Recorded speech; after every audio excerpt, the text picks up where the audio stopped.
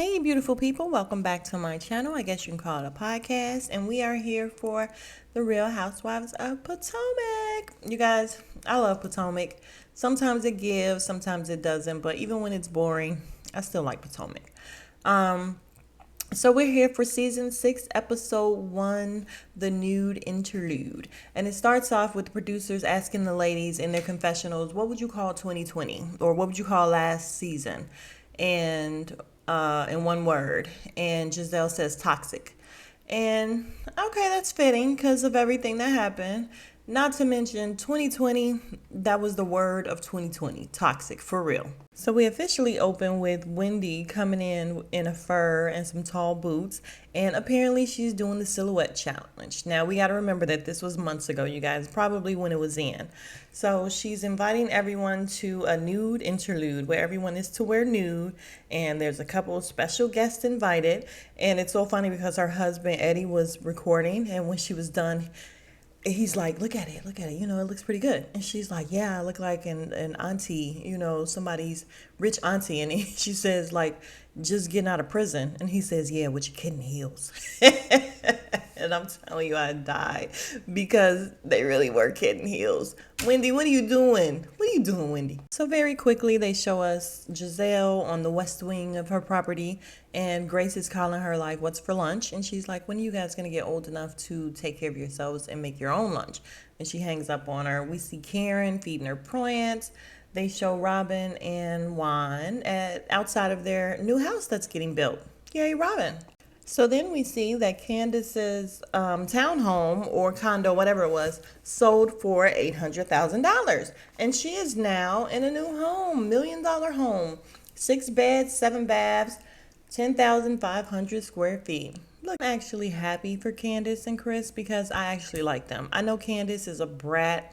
Candace is ridiculous. Candace acts a fool. She really does. And I don't even want to get into the whole thing with her and Monique last year. But yes, I was on Candace's side. Boop. Although she has a lot of mouth. She does. But so I'm happy that she, has her own space. So she's telling either a contractor, looks like a contractor. I don't think that would be an interior decorator, but she's saying that she wants the front to be a sanctuary because she has her bonus kids coming. So, Chris's kids are allowed to be on the show now. How about that? So we're now at Ashley's house, and Michael comes in from work, and the baby's all over him. And she's saying how, with her growing up without a father, she wasn't sure what it was supposed to look like, but Michael's the greatest father there is. And when she says she grew up without a father, they do a flashback to when she showed up on his doorstep, and he closed the door in her face, kind of like Kenya's mom did when they brought 1 billion cameras to their house and a whole camera crew and everything, and they can't understand why people who are not ready and prepared for this would not be ready to open the door for them. Yeah. But she said that, Michael's an amazing father. And I'm like, good, because he's a terrible husband and person. Michael is a terrible husband and he's a terrible person. I don't like Michael at all. Like, I honestly feel like with all of the allegations against him, all of the actual footage that we've seen, him acting out at Robin and Juan's engagement party and just being a total dick to the crew, I feel like Michael should not be allowed on this show. And I wouldn't be mad at not seeing him again, honestly. So Michael sits down next to Ashley, and she's talking about how she barely gets any time and she tries to cuddle him at night. She says she also tried to look pretty for him. And he's like, yeah, okay.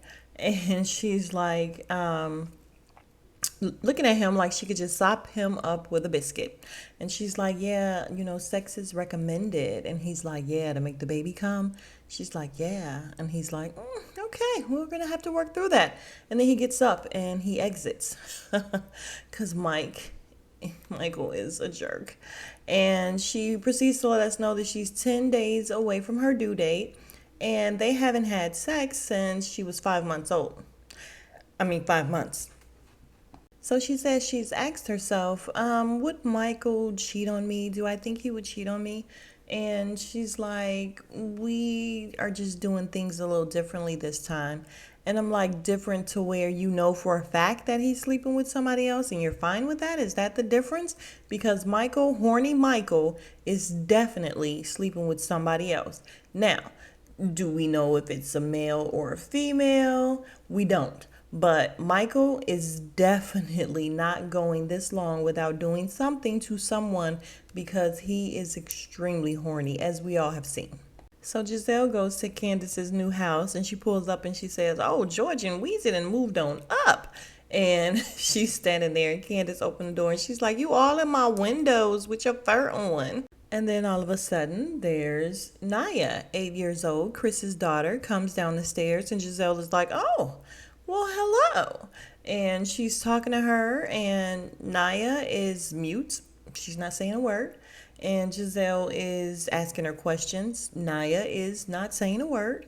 And it's a little awkward, but okay, she's probably not used to all the cameras and all that. So we're going to give Naya, who is only 8 years old, a pass. She's a cute little girl. And then his son is upstairs. And yeah, they don't look like Chris at all. But, they're cute kids. You guys, she's showing Giselle around, and Giselle has the nerve to say, "Oh, finally, she's out from under her mother. Finally, what is she, 48 or something?" And I'm like, Giselle, shut up. Like, really, just shut up. Also, can we get into what Giselle is wearing? What is she wearing, you guys? She has on this shiny white shirt with some sort of ruffle. She has on a glittery gray jacket and some leather pants. She's never going to do better in her dressing. Never. So as she's showing Giselle around, and Giselle has on silver shoes, you guys. I forgot to mention that with her outfit. She has on silver shoes. They look like red bottoms though, so okay. So as Candace is showing her around, she's like, "I have a special room to show you." And guess what? The special room is her mom's room. She has a room again for Dorothy in her house. And I know Chris is ecstatic.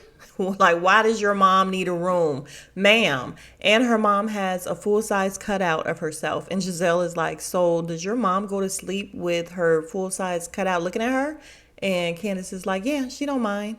Something's wrong with Candace and her mom. So Chris comes in and Giselle is like, "Oh, hey, I was looking for you." And he's like, "Oh, you missed me? You was looking for me?" And Candace is like, "Yeah, she wants snacks." And Giselle is like, "Yeah." He's like, "Okay, well, let me put my apron on." So he ends up going in and getting some pre-cut fruit. And Giselle says when he walks away, she goes, "Oh, by the way, what is he doing? Giselle, what are you doing?" Candace says he's doing the online cooking, where I guess he does cooking shows online, and he plays golf. And when she says he plays golf, they cut the music and they both just look strange. And I'm like, why can't Chris play golf? Well, I don't understand what's going on here. What's going on with golf? So now we're at Karen's house with Karen and Ray, and she's doing some purging, and she tells him that instead of having Raven wear her entire wedding gown when she decides to get married, she can just put a patch to it, but she can't find her wedding gown. And they show some pictures of Raven, who is now 23, and she's so pretty. She's very pretty. So Ray says, "Okay, well, yeah, so it doesn't have to go in the front or anything. If it doesn't go with her gown, it can just go under her gown or something." And she says, "Well, what the heck is wrong with my gown?" And he starts laughing and he's like, "I can't imagine. Can't imagine it would go with anything today."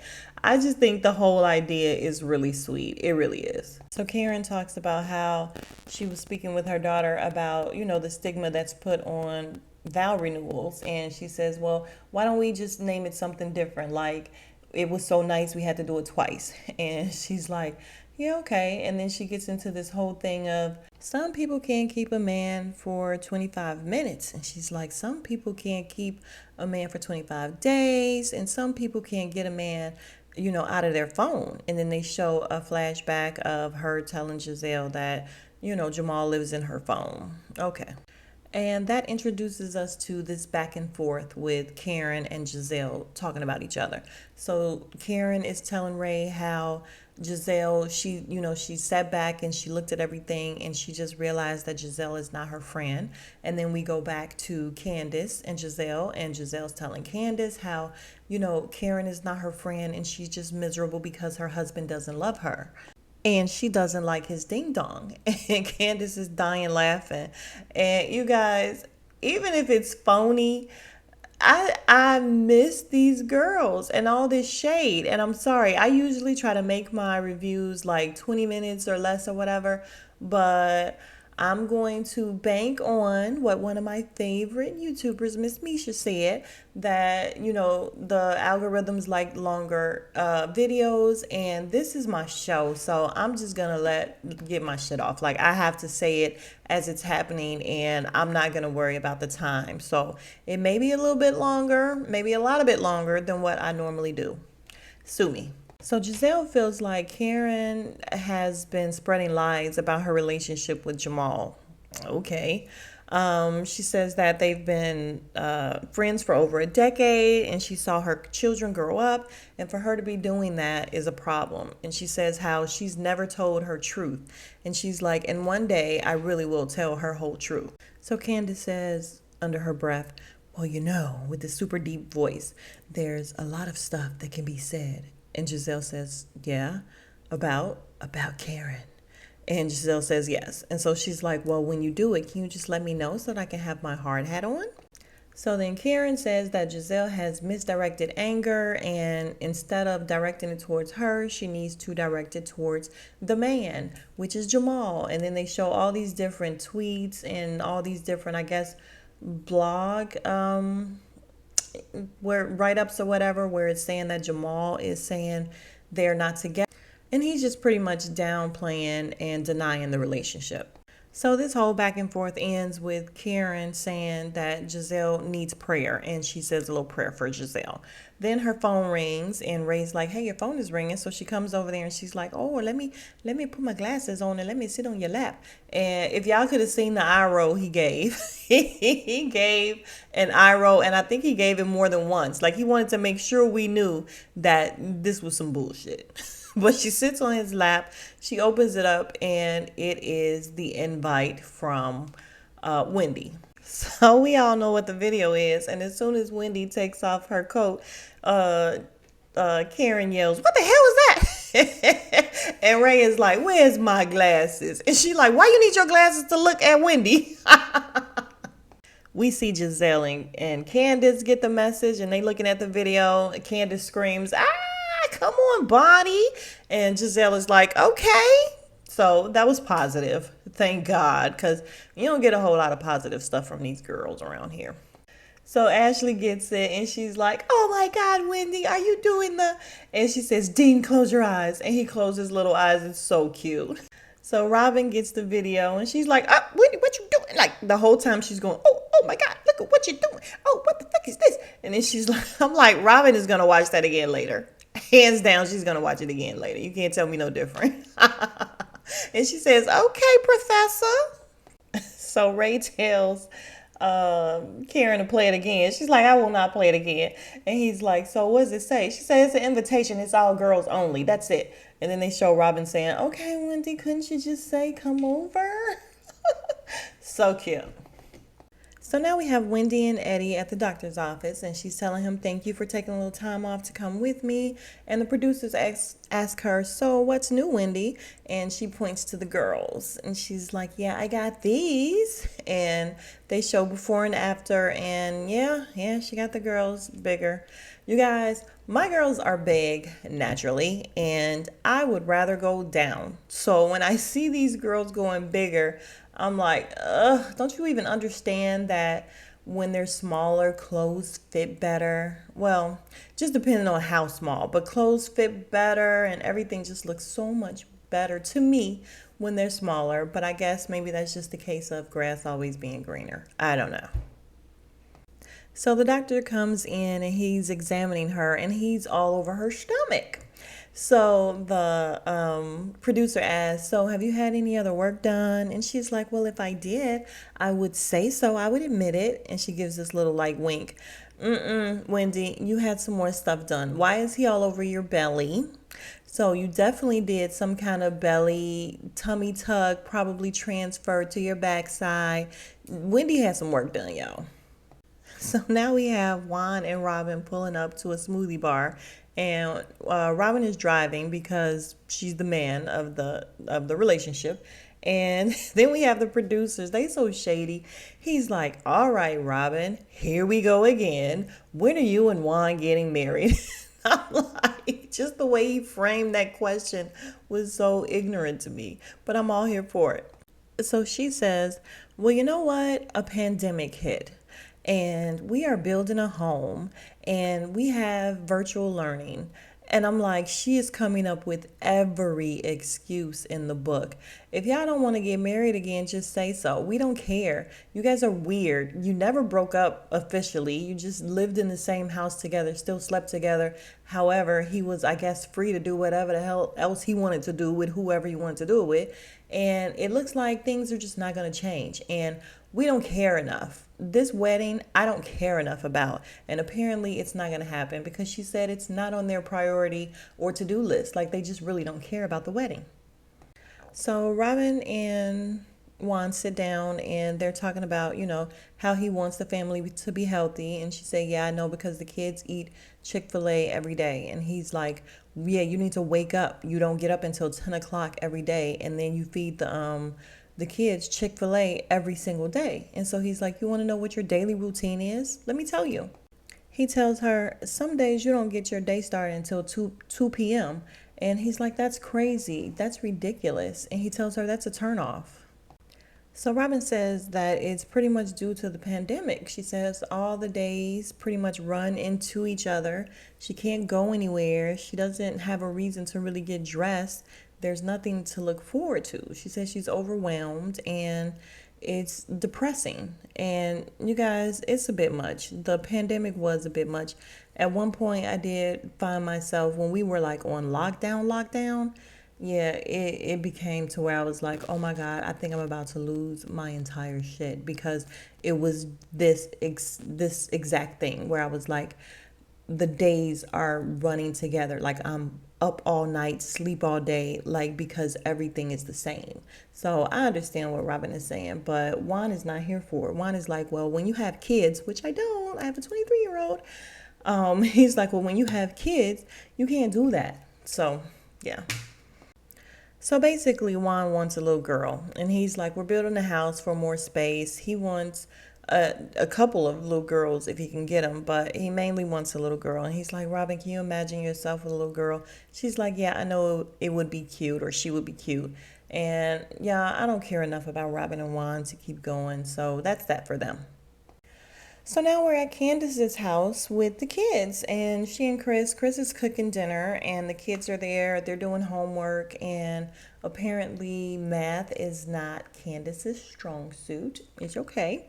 But little Mateo, he's 11. He's the son, sweet little boy. But he's able to help the daughter, who she actually can speak. She did speak. He's able to help her with her homework, and he does it like a little grown up. It's so cute, but it's like he's used to kind of caring for her. So I don't know what's going on with the mom, but it's a cute little scene. So at Wendy's house, they are going around to check and see how the party's coming, and Eddie looks cute here, you guys. He looks like a nice little chocolate, handsome guy. I never really looked at him.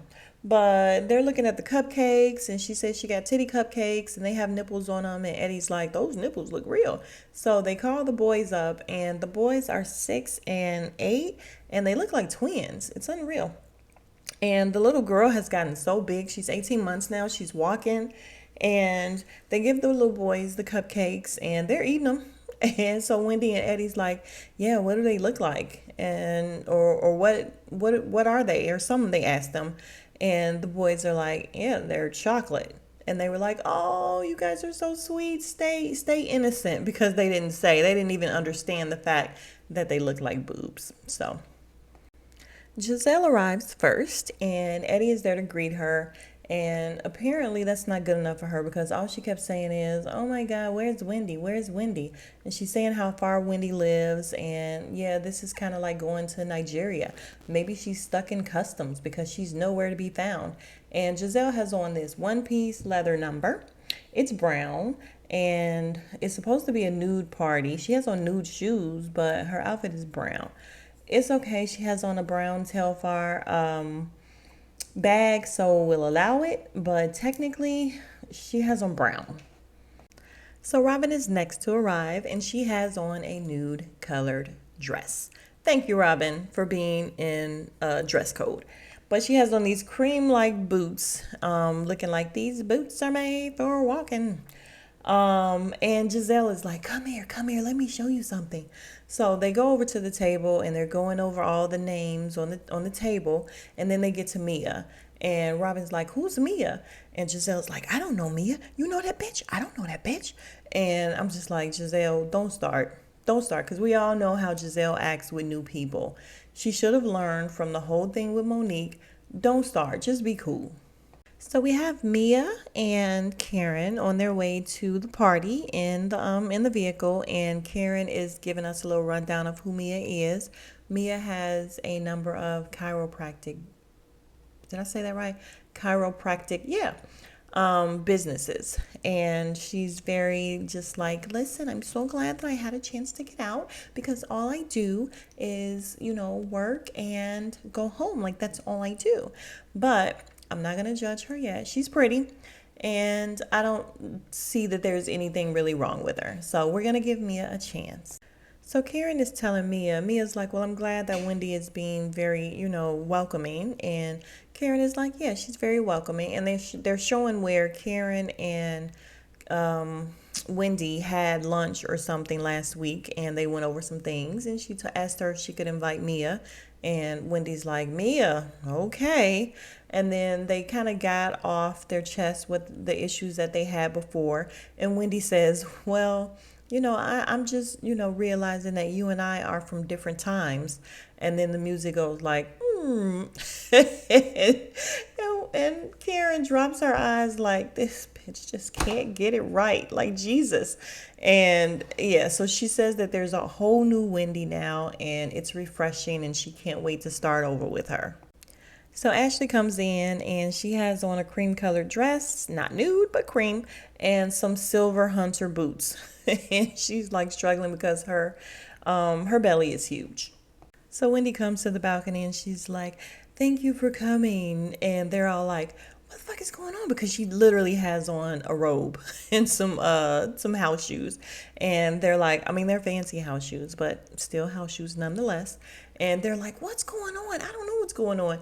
And so she comes down, and they're like, we don't want to see your freaking striptease. And Ashley's like, no, I'm into it. And I'm like, of course you are, Ashley. And so they ask Wendy if the special guests will be strippers. And she's like, no, they're not strippers.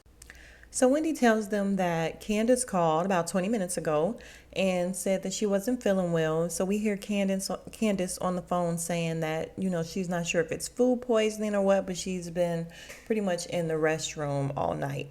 And when she tells them that, Robin's like, well, I don't know. Maybe she doesn't really want to see Karen right now. And you guys, is it Karen or is it Ashley? Because I would have thought that maybe she don't want to see Ashley right now. I know that she's upset with Karen because she didn't pick a side last season. However, Ashley definitely picked a side, and it wasn't hers. So why would it be where she's more upset with Karen than Ashley? So I'm not sure. I can't wait to find out exactly which one it is. It's probably both, but one of them she really, really wasn't trying to see. And I think it's Ashley. So Karen's in the car telling Mia that she actually can't wait to see Candace. She's saying how she hasn't seen her in a while, and she just pretty much gave her time to get over what was bothering her, but she is looking forward to them being able to move on. I don't know how sincere that is. She sounded sincere, but we know that Karen is really good at putting on airs. So she then tells her that you're going to meet Giselle, and Giselle does not take kindly to the new beautiful woman that comes in. She doesn't greet them warmly, and she's like, so I don't know. And then she's like, well, who could be cold towards you? And Mia's like, I don't know. So Ashley is trying to change her shoes into some heels because, like I said, she had on hunter boots. And she's swollen like crazy. So Giselle gets down to try to help her put her shoes on, and yeah, it's just not gonna work. Her feet are swollen. So even as opposed to sitting there with heels or boots, she's just sitting there with no shoes on and swollen feet. Giselle asks Wendy, so this Mia person, is that your friend? She goes, no, that's Karen's friend. Giselle says, good, because Karen need friends. and Wendy's like, Giselle. So Karen and Mia arrives and they come in with their furs on and everything. And Giselle is like, yeah, so as soon as Karen saw me, she should have been running over to me apologizing for everything that she said. She's like, but no, what you do instead is come in, you saunter in your ball gown. You don't say a word to me. Nah, I'm good on you. I'm like, Giselle, who do you think you are? Giselle is hilarious to me. I know people hate her. And she is a bit much, but she's so ridiculous that I get a kick out of it. And she goes, don't be mad at me because your husband don't love you. So now the girls get to question Mia, and they're asking her if she has kids and how old, and she says she has 12, 5, and 3. And I think she said boy, girl, boy, or something like that. And they ask where she lives. She has a penthouse on the harbor. And Robin is like, the Baltimore or the, she's like, yes, the Baltimore. She says they also have a lake home in North Carolina. And the producers are so foul. As soon as she says that, they show Giselle and they just focus on Giselle. I guess because it's like Monique saying she has 4 houses. And they want to see what Giselle thinks about that. And Giselle is just playing with her ponytail. She's looking away because we know Giselle is a mess. But she's not saying anything. Giselle's playing nice right now. So Mia says her grandchildren live in Durham. And they're like, your grandchildren? And they're like, how you 12-year-olds? And she's like, no. My husband is 38 years older than me. And they're like, 38? And Ashley's like, dang, you got me beat. So she says, yeah, it's okay. He doesn't act 68. So then we have Wendy with all of her degrees. Her head starts spinning. And she's like, so he's 68, and she says, how old are you, if you don't mind me asking? And she's like, are you 30? And Mia's like, no, I'm 36. And now they all start doing the math in their heads, and it's just, yeah, it was hilarious to me, the way that they kept doing it. And she just couldn't come to the fact that, no, he's not 38 years older than you. So we come to the conclusion that he is 32 years older than her because she is 36 and he is 68. And Ashley's like, that is basic arithmetic, because she just really did not know. And Wendy's like, she's beautiful, but poor Mia. So now Wendy gets into the reason why the ladies are there. And she starts off with, sometimes you just got to do stuff for yourself. And I had to do for Wendy. And she's going on and on. And they're doing this time lapse thing because y'all know Wendy can talk. Wendy can really talk. And they're all looking like Jesus. So Giselle says, come on, Wendy, just land the plane. Just land the plane. Finally, Wendy stands up and she opens her robe and she's like, say hello to happiness. And they're like, happy and Ness. And the girls are like, oh my God, look at that. Robin says, turn around, let me see your butt. I'm like, Robin. And she's like, they're like, no, you got something else done. And she's like, I got my boobs done and I got some tweaks. And she sits down real fast and they're like, some what? And she's like, some tweaks. And then they do a flashback. They said, no, Robin got her butt done. I mean, not Robin. Wendy got her butt done because they showed where she was completely and totally flat before. And now Wendy has something back there. So yes, I think Wendy got like that transfer from her belly to her butt. So Robin says, yeah, you got something done on your face. And Karen goes, yeah, when we had lunch last week, I noticed something different about your face. And they show Wendy at lunch saying, yeah, my life is different since quarantine. And her face did look different, where maybe it was brand new, whatever it is that she got. But she looked very fresh out of surgery. And Karen said, listen, who's your surgeon? I'm not mad at it. So we're now sitting at dinner and they're talking about what she had done. And Mia asked her, "So is the boobs, is that all you had done?" And Wendy very quickly says, "Yeah, I had my boobs done and other tweaks. What have you had done? Because you look like you had a lot done." And all the ladies are looking like, "Well, damn." And I'm like, Jesus. She took it well, though. Mia might be a trooper, you guys. So Mia proceeds, she says, "Listen, I own it." And she proceeds to tell everything that she had done. Well, not everything, because apparently it was too much. So she goes on and on with everything that she had done. And she's had a lot done. And she said, "I can go on if you need me to." And they're like, "No, that's good." But she said, "Yeah, I'm not ashamed. I own it. It's fine." She says she even had her private part worked on. I'm not going to say the word, but Ashley was like, "You had what now?" Giselle says, "Listen, I just met you. I don't want to know what you've done to your vagina." But she says that in a confessional, not to her. And so all the ladies are just like, Wendy's like, "I need another drink." And she's like, "You got your CC done?" And she's like, "Who or whom has been smashing that?" And Ashley's like, "Yeah, that thing's been beat to a pulp." So, Mia says that after you have kids, it's enlarged and she just got it tightened back up. Ashley's like, "No, it's been beat to a pulp." And I'm like, "Ashley, you can't say nothing needing something done to your anus. So just hush up because we know what's going on with Michael. Hush up, Ashley." So then Karen asks, "Where's Candace?" And they say how Wendy says, well, she called like 10 minutes before the party and said she couldn't be here. And Karen is like, "Well, what's wrong?" And she's like, "I don't know." And then Robin goes, "Well, I don't think she really wanted to be around you." And she's like, so Karen does this little laugh and she's like, "Well, I don't know, but I'm just thinking." And Wendy's like, "Well, you guys probably should have a conversation." And Karen says, "Well, you know what? I really, I respect her and I value our friendship. I know she was deeply hurt. So, yeah, it warrants a conversation. I'll have a conversation with her." So Ashley says, "Well, yeah, it's just going to take a little bit of time, for everything to get back to how it was, if it ever gets back to how it was." And she's like, "Because she and I are, we're not in a good space." And Robin's like, "Well, where are you guys at?" And she's like, "Well, we just don't mesh. We just don't gel. We don't talk. We don't get along." And Wendy's like, "Well, it's my hope that eventually everyone, the whole group collectively can get along." And Giselle's like, "Yeah, that's going to be hard to do." So Wendy says, "Well, why is it going to be difficult?" And she says, "Well, because we all know that I can't stand Karen." And Karen goes, "Well, the feeling's mutual." And Giselle says, "Well, me and drunk Karen will probably never get along."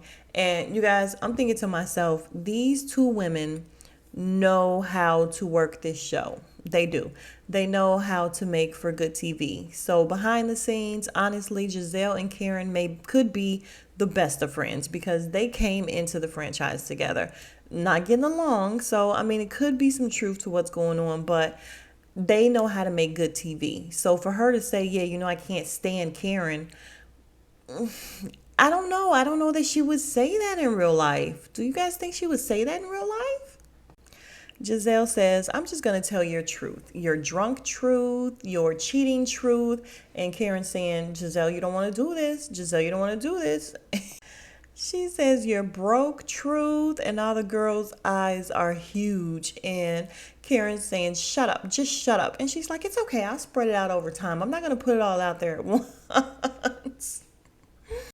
Karen says, "You want to talk about your fiery box that's on fire and that's why you can't keep a man?" And everybody's looking around confused like, "What's a fiery box? What's a fire?" Including Giselle. She's going, "What's a fiery box?" So Wendy says, "Are you talking about her coochie?" And Karen says, "Yes, it's on fire and that's why she can't keep a man." And I'm like, "Wendy, come on, use some better terms. You're very well educated." And Giselle gets into, "Oh, well, she's just dry and I have a wop and I would rather have a wop than dryness any day." And I'm like, this is all too much. We are at the dinner table, number one.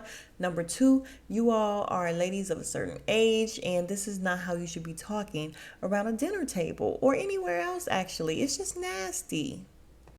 Giselle says she's obsessed with my vagina because we all know that the ding dong at her house is broken.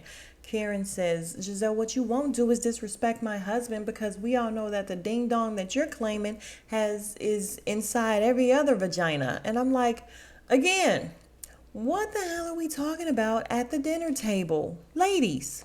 So then Karen says, you're a broken whore from Hampton University, and that's why we went to Sing Sing. And then everybody's looking around going, Sing Sing? What's Sing Sing? And then somebody said, is that a city? These are the stupidest ladies ever.